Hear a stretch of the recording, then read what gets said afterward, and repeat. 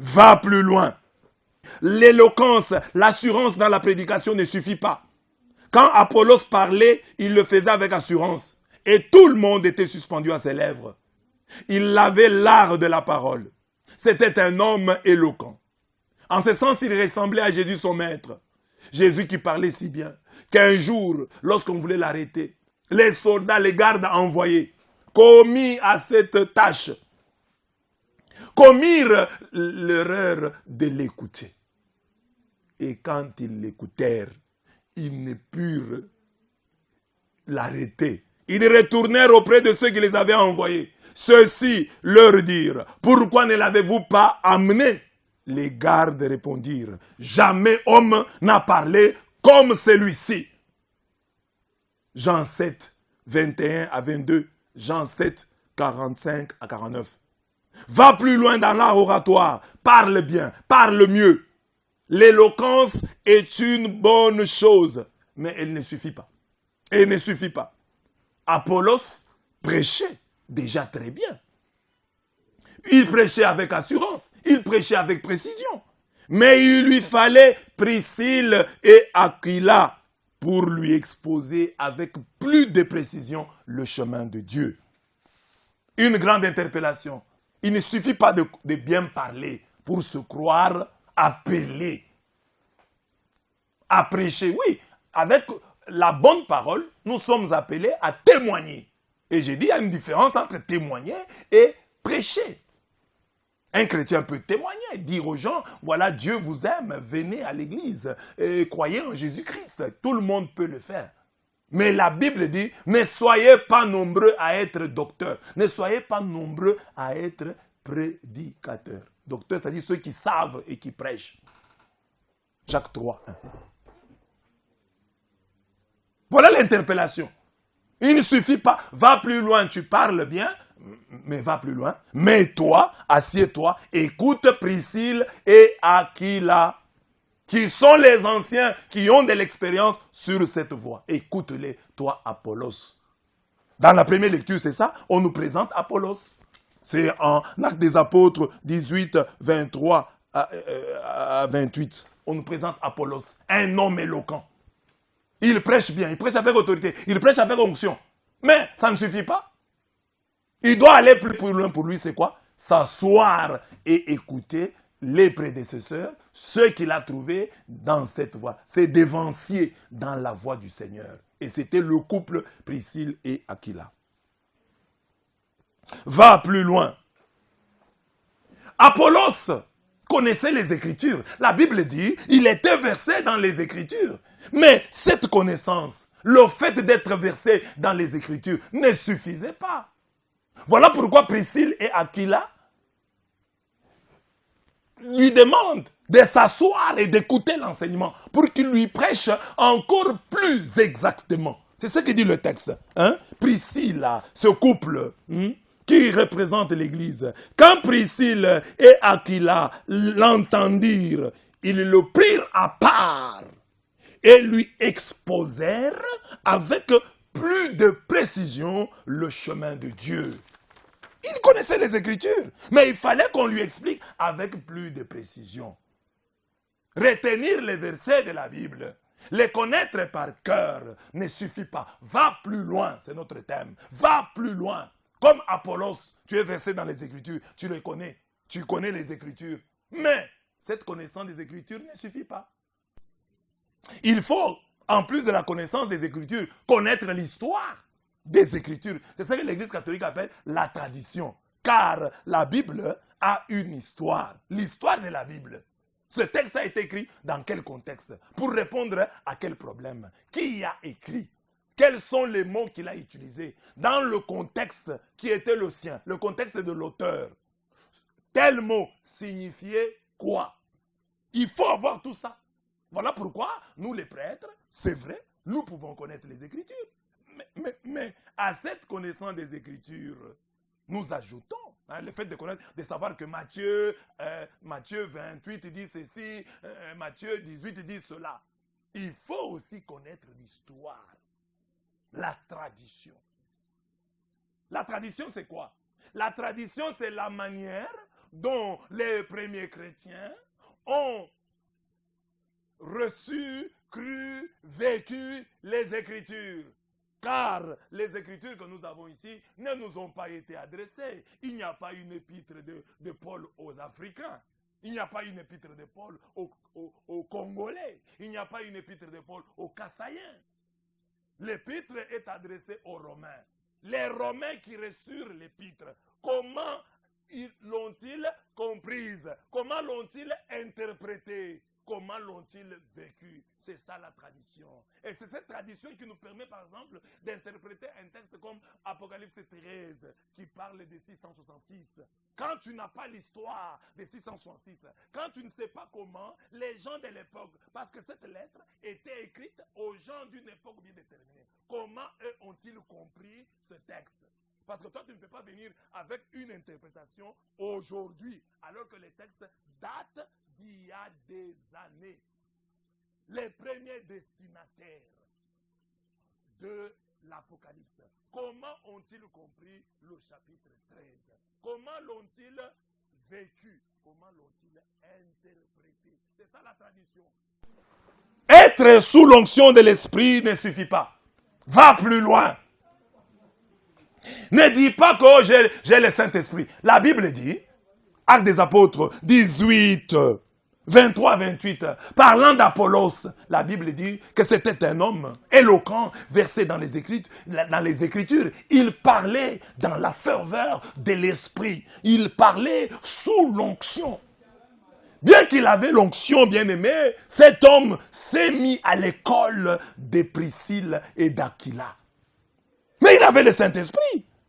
En ce sens, il ressemblait à Moïse. Moïse avait la colonne de feu pendant la nuit. Il avait la colonne de nuée pendant le jour.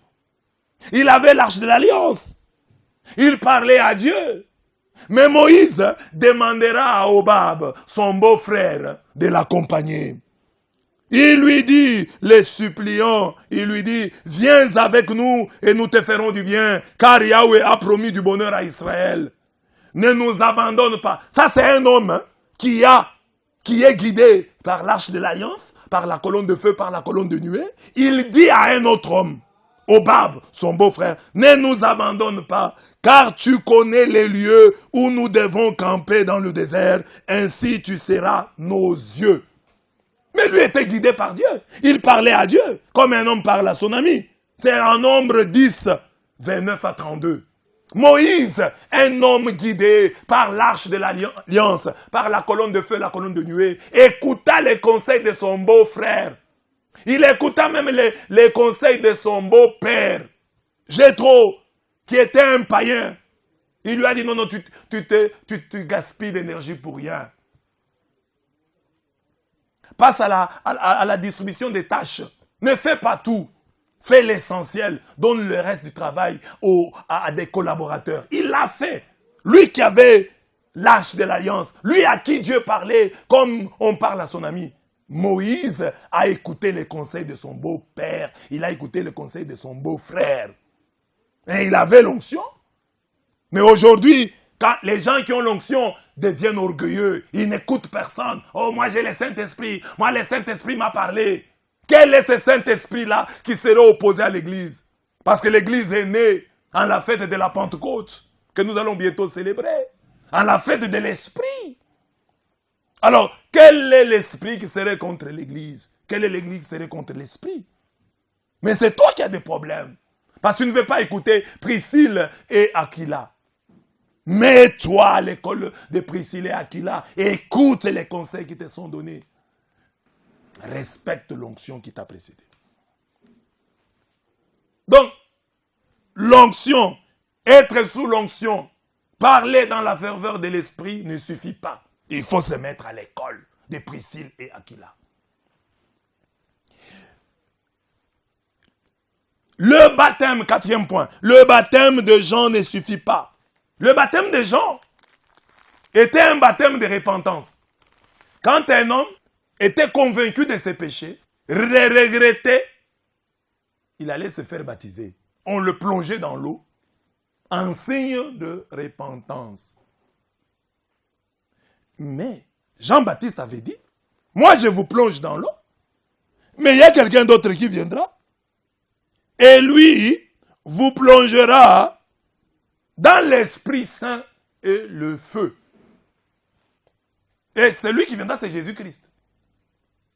Et c'est dans le baptême chrétien où nous sommes plongés dans l'eau, dans l'Esprit Saint et dans le feu. Le baptême qui est ensuite confirmé dans l'imposition des mains que nous appelons confirmation. Et déjà dans le baptême, nous recevons le Saint-Esprit. Mais ce que nous avons reçu au baptême, parce que le Saint-Esprit est là, nous sommes baptisés au nom du Père, du Fils et du Saint-Esprit. Il y a la confirmation du baptême par l'imposition des mains des apôtres. Alors, le baptême des gens ne suffit pas. Il faut être plongé dans le Père, dans le Fils, dans le Saint-Esprit. Il faut devenir chrétien. Donc, Apollos prêchait, c'était un repentant. Un homme qui regrettait ses péchés. Mais ce n'était pas encore, à proprement parler, un chrétien.